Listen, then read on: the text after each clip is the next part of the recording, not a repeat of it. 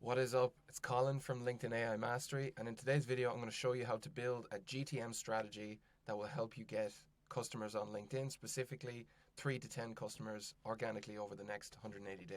And in this video, I'm going to give you the 6 steps to create yours, and by the end of it, you're going to know how to put together a one-page document that you can review, just like this spreadsheet, at any time. So whenever you're struggling, like with your doubts about what you're doing or the direction you're going, you'll be able to reference this. It has all the information. It'll give you absolute clarity on where to go. So I'm going to end on this. I'm going to start at step 1. So step 1 is creating your value proposition statement. So you need to have an elevator pitch. You need to have a one-liner or a two-liner that you can say, that when you say it to anybody that's over 10 years old, they will know exactly what you do, and they'll know the benefits. And ideally, when you say it to your ideal customers, they'll understand how the benefits are good for them and the results that it can help. So there's a template here that I always just use as a go-to. It's quite generic. Grammatically, it's not the best, but that doesn't matter. We just need to have this statement in place because everything flows down from here. So you'd obviously replace what's in the brackets here with the specific information. So it's, we are a business type that helps ideal customer to first or second order benefit or result, so they can fourth order benefit or result without typical struggle or pain.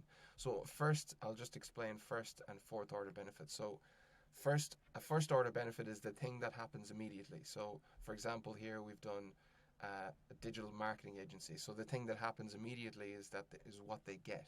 So they get campaigns live, for example.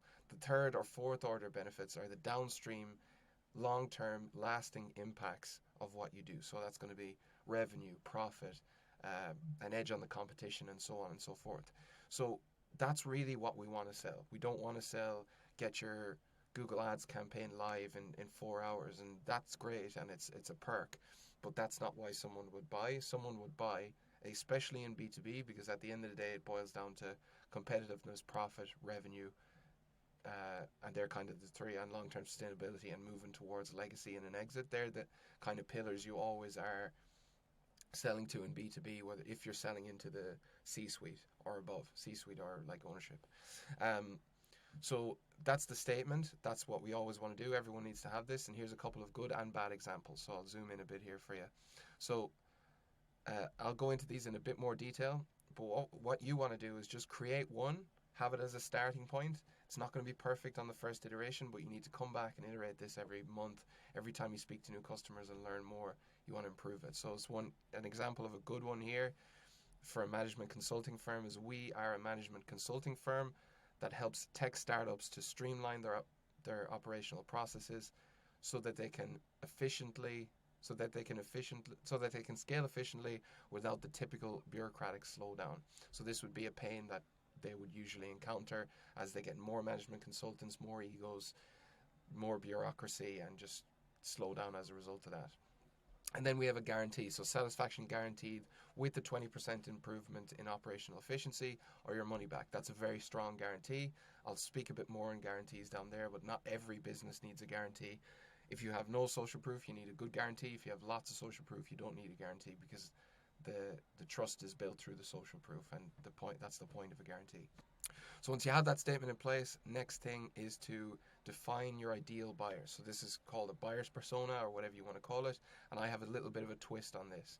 So you need to define who they are as one thing, but it's like, it doesn't matter so much, the specifics about the psychographics and everything, but it's like, what are they afraid of? What are they frustrated by? What do they want? And what do they desire at the core level? What are their core emotional drivers? And how can we tap into them? So there's an example here, I won't read in detail, but you can see I'm targeting the COO or the CEO of, this is for the consulting firm again. So I'm going to either the operations manager or the COO or the CEO, depending on the size of the company. And they work at a tech startup. They're likely they're experiencing rapid growth. They operate in a fast-paced environment to innovation industry driven, where agility and lean operations are key to staying competitive, which is true. Management consultants always have to be ahead of the curve. They have to give their clients the edge in the industry, so that just by that they have to be ahead.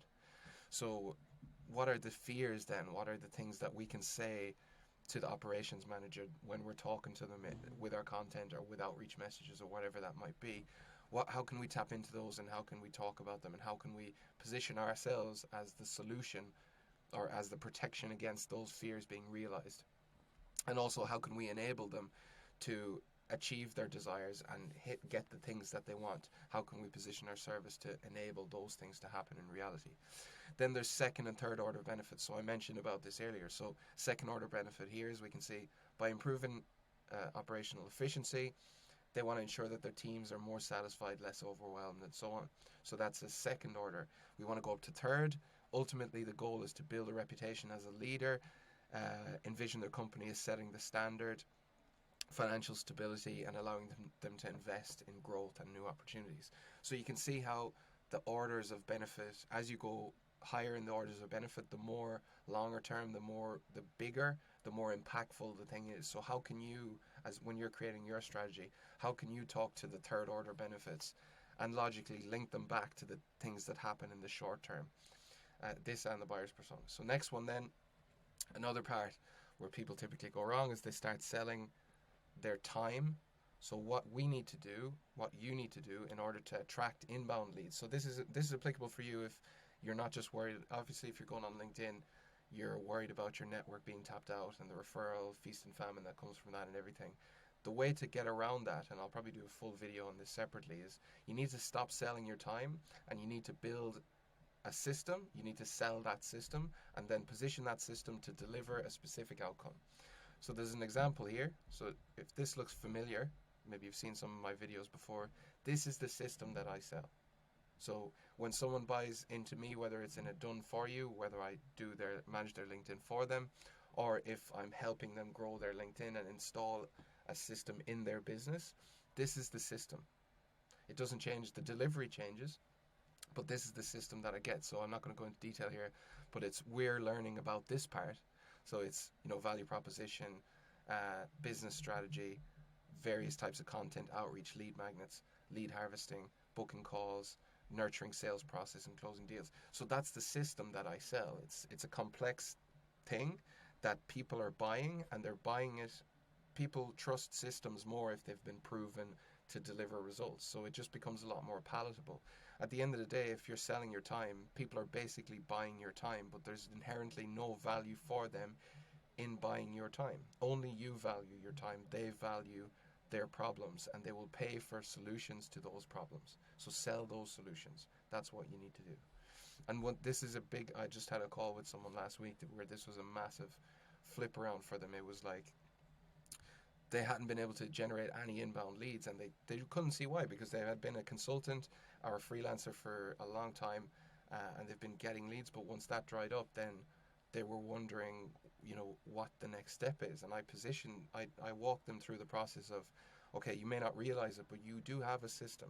So let's position that system to create an outcome, and let's sell that outcome to the people who need it the most. And that set a volcano off in their head, and it made a lot of sense. And once you have that kind of switch, as in move away from just selling your time and selling systems, this is the key to unlocking inbound leads that are outside your network. Once you have the system, then you need to outline the full scope to make sure that you're getting paid what you're worth. So again, with your time, it's hard to define a scope because it's going to vary, and you just always say, oh, my customers are project and blah, blah, blah.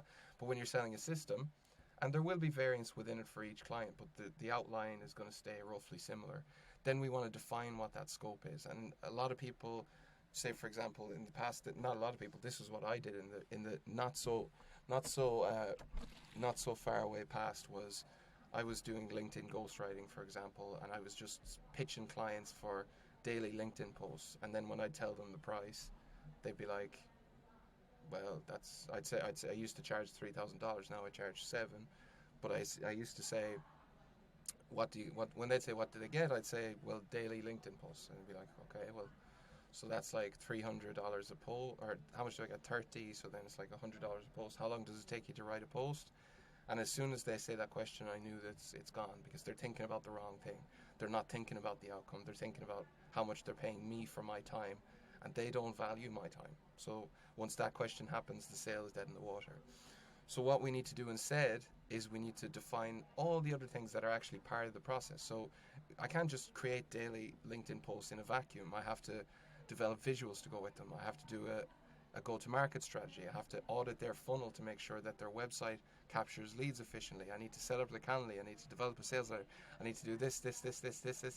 All these other things are happening anyway because I need to do them to enable me to create good content, but I just wasn't getting paid for them because I wasn't stating that I was doing them up front. Or something would happen, like for the funnel audit is a big one. You know, I'd write content for a while, I'd do pretty well, but then they'd be like, none of the leads are converting on our website. I'd look on their website, and I had previously looked on our website and would know it's bad.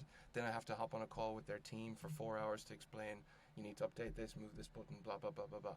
And it's just my time that I was not getting paid for. So what I started doing was leading with that, saying these are all the things I do. They all work towards to helping you achieve the second, third, and fourth order benefits that I mentioned earlier in the process. And these are all the things that are going to contribute to that. And when I say I do this and this and this and this and this, and I get something like on a call, it's like, wow, you do a lot. When I tell them the price of $6,000-$7,000 a month, they logically think, okay, that makes sense because he's doing so much and he's proven that he can get results. And so, yeah, this makes sense. There's no double guessing that I'm trying to grift them in any way because I'm doing so much stuff for them. And it just ticks the logical box, which you have to do in B2B sales. It's a big part of it. Once you have that scope outlined, you need to set a suitable guarantee. So the level to which the strength of your guarantee should be inversely proportional to the amount and quality of social proof that you have. So in an extreme case, if you have zero social proof, you need a really high, strong guarantee, money back. If you've never worked with the clients before, you need to have money back, or you need to work on performance or something along those lines. Conversely, if you have lots and lots and lots of case studies or less case studies but very specific ones with the exact type of person who you're selling to, then you need close to no guarantee or no guarantee. Last thing then is putting all that together. So you need to have a one-pager, as we talked about, that goes through, like, it kind of summarizes all the information that you've put together. So I show this sheet to everyone in LinkedIn AI Mastery, a couple of examples on the side. Basically, they need to define the person or the company who they're targeting, find that in the buyer's persona. What's the pain that you solve? What's the promise you make? What's the process you bring them through? What are the pillars? So they're the main benefits, or third or fourth order. What's the personal story? So why are you doing this? What's the reason for doing this specifically? What's your driver behind it all? What's the value, your personal values? What does the prospect dislike about their situation? What do they desire? So again, we find this in the buyer's persona, as earlier we talked about. Failure, what's been causing them to fail? So what are they doing wrong? Why has it been going wrong? What are the deliverables? So what are they actually getting? So what's the scope? We want to outline that. What lead magnet are we going to use? So is it going to be a free consultation, which again I would advise against these days? Build GPTs, build AI bots, build customize reports, use AI to build things that people will find interesting, customize reports, whatever it might be. You can easily build things where people put a bit of information into a form and then it delivers a 40-page, really, really, really detailed report on their situation that they will find in a lot of value. And then once they get that report, you obviously have their email because you have to send it there. Then you follow them up and say, hey, would you like me to go through this report in detail with you on a call? And then you hop on a call, break it down, pitch at the end of the call, and if it's good, they'll go forward.